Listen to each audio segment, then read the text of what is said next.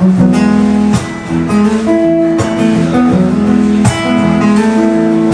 tempo, different story.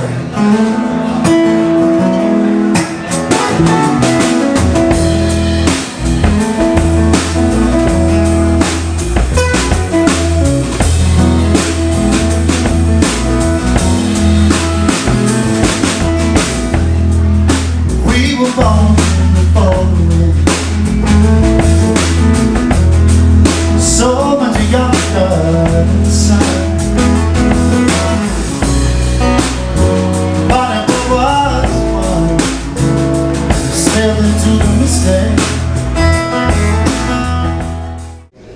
Thank you everybody for watching another episode of Hiding Out with me, Brian Hyde. Today I'm here with the Shawn Jones.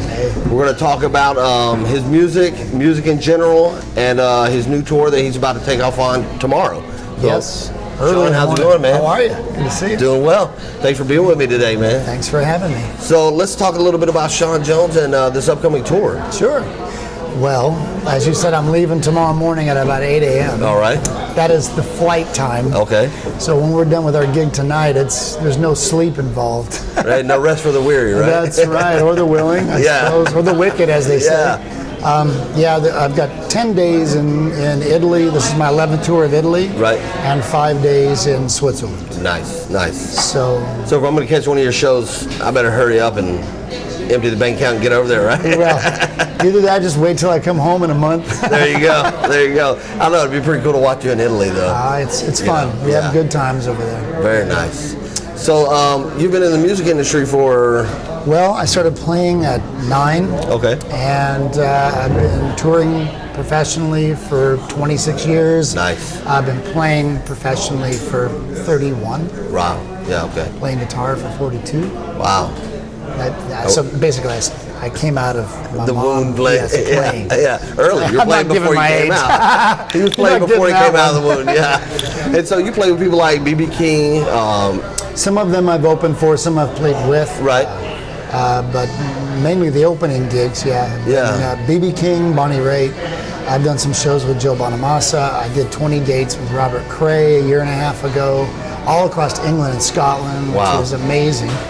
Me and a guitar in front of 2,000 English folks that were, as polite as they could be, and you weren't sure whether they liked you at first, but at the end of it, they were all running up and buying CDs, and it's just good. Yeah. And music brings people together, so. Yes, it does. Yeah, so I mean that's a good thing, especially when you're in another country and you're going different places. So, what you and I were kind of chatting about earlier is me having friends as musicians and watching them kind of struggle to, be their own artist that they are. Yes. Then they go into a recording studio with a producer who hears a different sound than what they've been trying to master for years, And then for somebody like you to be able to have your sound, own it, and kind of take it to where you've done, that's amazing.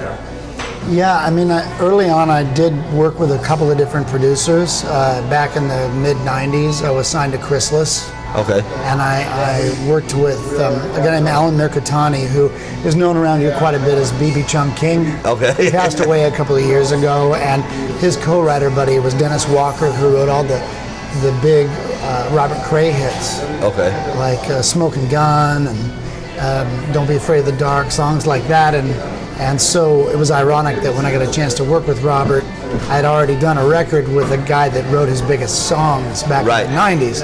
And so from that, I've always been listening, and one thing that Alan, the B.B. Chung King guy, told me was that the speakers don't lie. So always taking it from the most simple place, stripping everything away, and then adding to the picture in what sees fit, what sounds right. The speakers don't lie. If you can hear and you have sonic, ability to understand sonics and placement of things, then, having a bunch of stuff on your tracks to begin with is a bad place to start. Starting simply with guitar and voice, working from the piano and voice. Building on it. Right. Absolutely. So, do you do a lot of gun for hires, so to speak, in the studio? Yeah. Or is that something you've done in the past? I produced a girl last year from Switzerland. Okay. That's actually charting in Switzerland, and she's a Swiss-German girl. Oh, very nice. And I co-wrote 9 songs with her and a guy named Jeff Silbar. who wrote Wind Beneath My Wings. So I do a lot of co-writing. Okay. And he and I wrote 9 songs with her. I produced her album and used a bunch of local guys. Nice. And Gretchen Wilson's drummer, who's actually with Charlie Daniels because I used to live in Nashville. All right. I thought he was perfect for the project. So I produced a few projects, produced 4 of my own albums, a couple live albums. And then I played on 2 Dina Carter albums. I toured with her for 9 years and played guitar on a Waylon Jennings album in '96 because I did a short tour with him that was Lollapalooza with Metallica and Soundgarden and the Ramones. Right. And so I got to play on one of his albums and do a bit of touring with him. So as a musician, playing since you've been very young, something you obviously wanted to do all your life was play as a professional musician, and you've kind of lived your dream. How do you think that's, I guess I'm still dreaming. Exactly, right? It's a struggle that goes on. It's a reality that keeps growing. So how do you feel about that, knowing that, friends that you've grown up with who have tried to become, a drummer in studio or bands and stuff, kind of have to give up to where you've been continuing to climb and move forward to where you're touring in other countries? Well, hopefully it's an inspiration. Right. I know some buddies of mine that gave it up a long time ago, but since they've come out to a lot of the gigs, right, started back up again, have made albums, they send me tracks, what do you think of the production, right, stuff like that, and it's great to know that you've inspired people. Nice. Since I've been touring Europe a lot, a good buddy of mine, a drummer that started with me at 17, he's actually playing with me in Ireland this May. Oh, nice. He went on to, he's been on the road with James Bay. And James is huge. In Europe he's huge. Won the Brit Awards. But I remember when he had the bowl haircut and from a little town in Newry, Northern Ireland, where all the troubles were. And now he lives in London and he's MD for a new artist coming out and did a bunch of stuff with James Bay, like I say, and played on a lot of albums. That's cool. So he credits me a little bit as inspiration, and so, I mean, if it all stopped tomorrow, I feel like I've had a pretty good run, but hopefully it isn't going to stop tomorrow. He's not going anywhere. So now you've landed here in Ventura. You've been here with us in Ventura, you said about 9 years? Yeah, I've lived here for 9 years. And you're blessing us with your music. Thanks. Yeah, so we appreciate that. Don't thank us. I mean, you're the one letting us, get to enjoy it, and we appreciate you, music in this place. This is a very musical town. It's a very musical town. There's a lot of talent in this town. And there's springing up more and more great venues. Grapes and Hops is a perfect example. Right. The drummer and bass player that worked with me when I'm in California, and some touring as well. They're both Ventura guys. Very Sam nice. Boley, who has been on the road with Dick Dale for 14 years. Right. And worked with Donovan Frankenreiter and a whole bunch of different people. And then Mario Caleri on drums, who was with the Wallflowers and Ozo Motley, the Grammy winner of our trio. Right. We won the Southern California Blues competition this year and went on to be semifinalists in the international competition in Memphis. Oh, right on. A month and a half ago.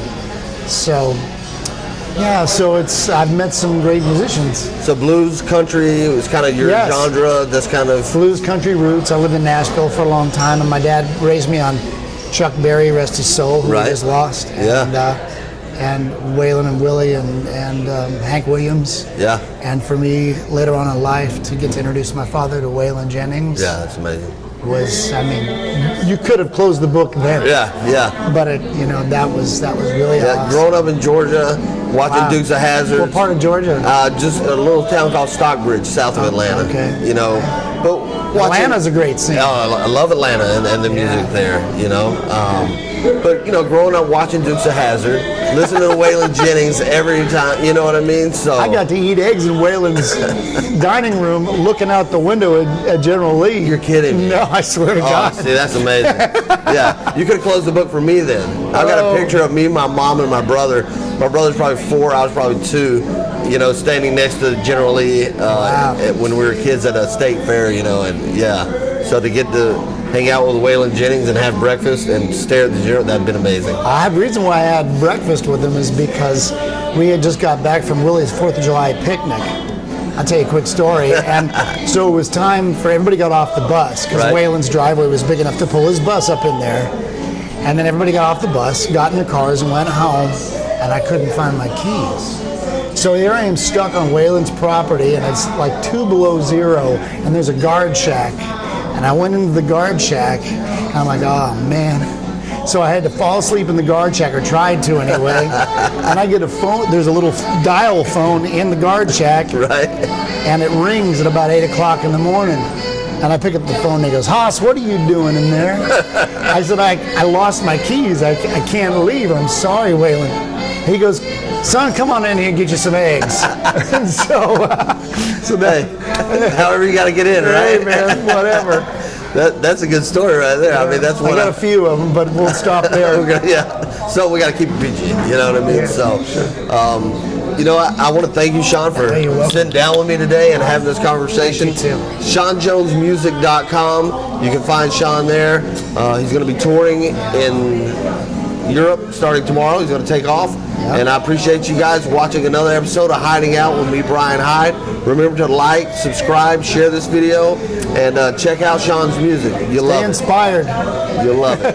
Thanks again, Thanks, bro. man.